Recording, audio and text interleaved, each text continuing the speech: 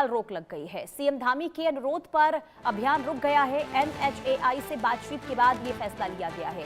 दरअसल हितधारकों से चर्चा के बाद अब अगला फैसला होगा।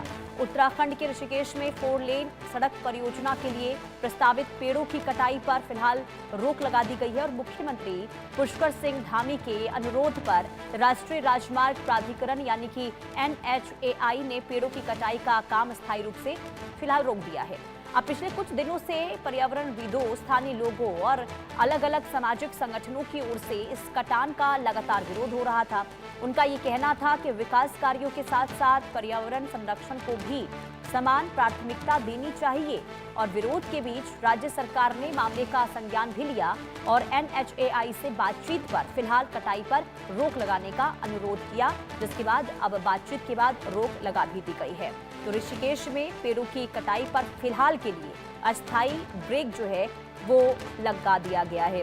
और देखिए लगातार जिस तरीके से सड़क परियोजना के तहत पेड़ों की कटाई उत्तराखंड में हो रही है और अलग अलग जगहों पर, अब ये जो तस्वीर आप देख रहे हैं ये ऋषिकेश की तस्वीर है जहां पर भी सड़क परियोजना के तहत पेड़ों को काटे जा रहे हैं, जिसे लेकर कई सामाजिक कार्यकर्ताओं के द्वारा, हितधारकों के द्वारा और इसके अलावा जो पर्यावरणविद हैं उनके द्वारा लगातार विरोध सरकार के इस कदम का किया जा रहा था और ये कहा जा रहा था कि इस ओर भी ध्यान देने की जरूरत है कि कैसे पर्यावरण को सुरक्षित रखा जाए, क्योंकि पेड़ों की कटाई ये कहीं ना कहीं पर्यावरण के लिए बहुत बड़ा नुकसानदायक है और ऐसे में काफी विरोध, इसके बाद ये फैसला सरकार का है। शुभम कोटनाला संवाददाता तमाम जानकारी के साथ जुड़ चुके हैं। शुभम, क्या फैसला लिया गया है सरकार की ओर से और ये फैसला आखिर जो लिया गया है वो कब तक जारी रहने वाला है?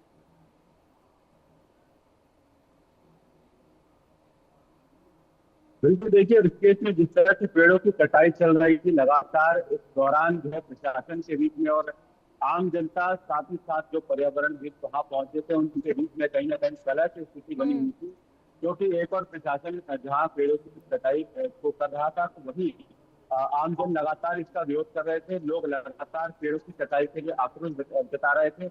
लोगों की जो है बड़ी संख्या में भीड़ भी वहां पर देखी गई और बड़ा सवाल यही उठ रहा था कि आखिरकार केस के जो इतने पुराने जंगल हैं उनको क्यों काटा जा रहा है और आखिरकार जब वहाँ किसी तरह की जाम की स्थिति नहीं बनती है तो वहाँ पर पेड़ों के कटाने की क्या जरूरत है।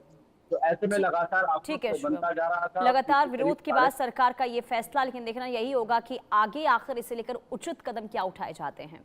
बहुत शुक्रिया शुभम तमाम जानकारी देने के लिए। रुकते एक छोटे से ब्रेक के लिए, देखते रहिए इंडिया न्यूज।